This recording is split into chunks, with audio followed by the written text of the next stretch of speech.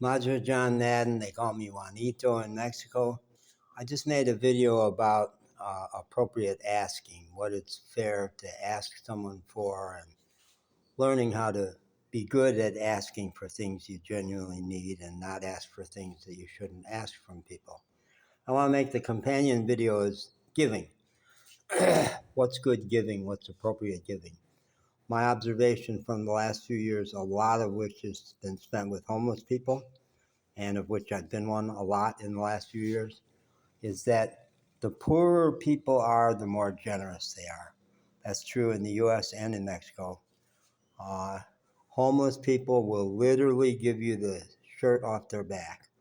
You're sitting around with homeless people waiting for the free meal or wherever you're at, and someone really, really likes your shirt, you give it to them. It's reflexive. You don't think twice. I've done it. Other people have done it. Yeah, you like it? Oh, good. Here, I've got two others. I've got two others. At this point, I have two pairs of shorts and three shirts, and one of the shirts is on the line out there right now. I was at a homeless lunch in Asheville, North Carolina, and this woman who I had just met was really looking at my shoulder bag. I had a beautiful hand-woven shoulder bag. My best friend Diana made them and sold them way too cheap. I had paid like $5. No, she was asking $5. I paid her $15 for it. And I loved it. It was bright yellow. It made you more visible on the streets. It was wonderful. That woman who had like nothing was obviously in love with my bag. And I wasn't hitting on her. But I said, "You really like this bag, don't you?" "Yeah, it's really beautiful." "You want it?" "Yeah, I would love to have it." I said, "I see you smoking. I'll give it to you for 2 cigarettes." And when she hesitated, I said, "You're low on cigarettes, aren't you? Here, take it." And that was a big gift. It was a big giveaway.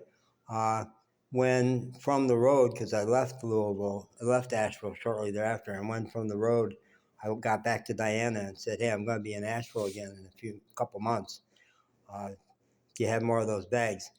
Her health was always bad. Her eyesight, she had become legally blind, and she didn't do them anymore. So I never had one. I never had anything approaching it. I have the ripstop nylon ones that the guys in Mexico have, which is great, but not that. So dig deep, but then ask yourself, is this something I really can afford to give? If I need this to put food on the table or to make my mission work, or to preserve my time, which is sometimes precious, you need to know how to say no. Now, I just had an example here. I'm broke.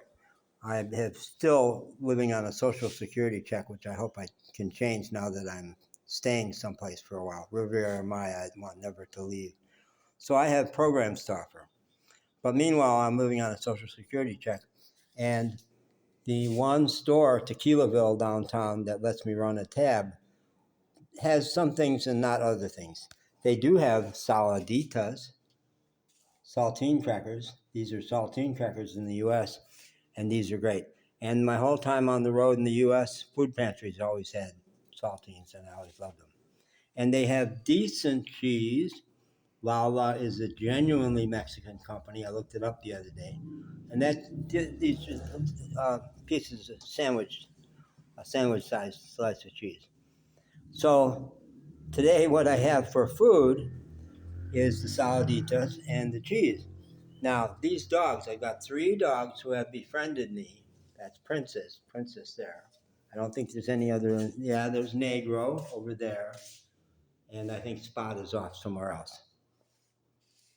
They befriended me partly because I was giving them kibble, croquetas, dog cereal, but even more because I was giving them love in a pueblo where they never get touched. I think they actually probably get touched a little bit by Marisol and Raul next door because they were so ready for it and so hungry for it. And here's Fang. He likes to be touched, but he's gotten the message that there's no kibble here anymore, and he doesn't stay. All the neighbor dogs were coming looking for kibble, And Fang was one I would give it to. My heart goes out to him. His fangs stick out sideways, which make them ineffective as for chewing or for aggression, and really uncomfortable. Really uncomfortable. He can't close his mouth. He's always twitching. So my heart goes out to him, and I tried to give him food. But I finally said, "You're running up an astronomical bill at Tequilaville. You know that when you get your check on the 29th, your money disappears immediately. And you have decided to move. You're not going to stay in Akamal. Don't get these dogs so dependent on you." So they no longer get to stay in the house at night. And today's the third day that there's been no kibble around here. And none of them are seeming terribly hungry. I think I was planning to go down and talk to Marisol and Raul down there, who have 4 dogs still, and these 3 belong to them. And when I said, well, if I leave at some point, these 3 will just go back to you. Yeah, they will. That'll be fine. Well, I think they're already going down there to eat. So appropriate giving, I was meaning to say to them, hey, I know you're not wealthy people. You're going to have to be feeding 3 more dogs because I can't do it anymore. I haven't done it.